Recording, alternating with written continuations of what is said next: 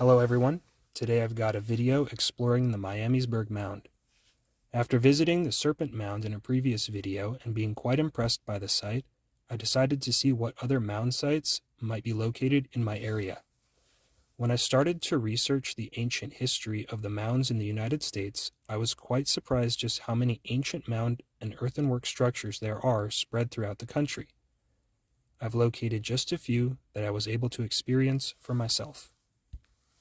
Located in Montgomery County, southeast Ohio, this burial mound is the second largest conical-style burial mound in eastern North America, making it quite a unique site to visit. It's approximately 70 feet high and has a circumference of 877 feet. It can be seen from a distance of several miles due to its location atop a 100-foot-high ridgeline adjacent to the Great Miami River. Structures like this often were built on bluffs or ridges overlooking moving bodies of water, like is the case with Serpent Mound.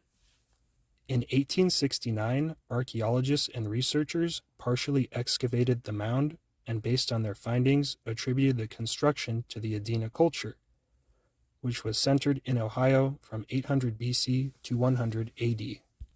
While excavating at a depth of 8 feet from the top of the mound, one skeleton covered in yellow clay and bark, entombed in a sitting posture facing east, was found.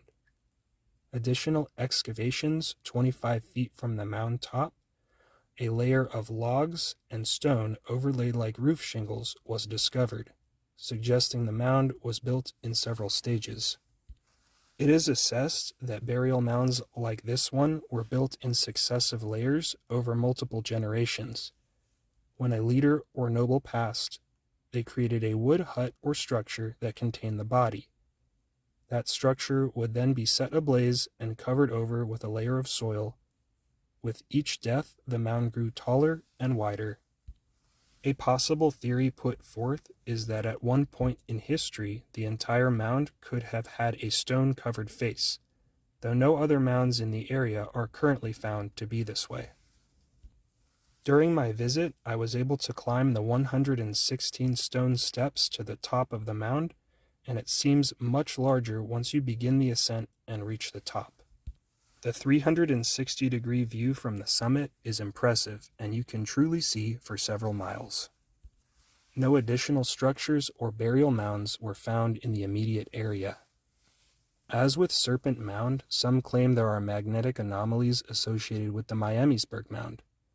Though this site isn't famed for mysticism, I decided to test it out with some basic readings from a compass.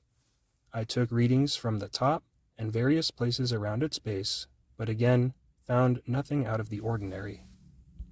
It's estimated that around 10,000 indigenous peoples' mounds and earthenworks were once found throughout the central Ohio Valley. Today, there are only about 1,000 of those sites that have survived the modern era.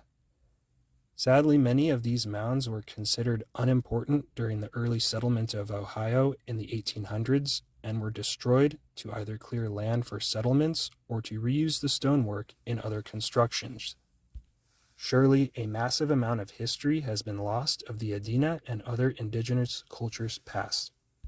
The majority of the mounds that have been saved were of the conical style, and many of those have not been professionally excavated to catalog their contents or age. Those that have been investigated were determined to be burial mounds and to have been created between 2,000 and 2,800 years ago. Around 400 AD, the people that created these mounds and earthenworks disappeared from Ohio. Like many native cultures from the Americas, what happened to them remains a mystery that will probably never be solved. This is an interesting site, and unlike Serpent Mound, it is located in the middle of a suburban area and very easily accessed. I spent about 20 minutes at the site, reading the plaques and climbing the mound. If you are in the area or simply interested in Ohio's ancient past, I highly recommend visiting this site.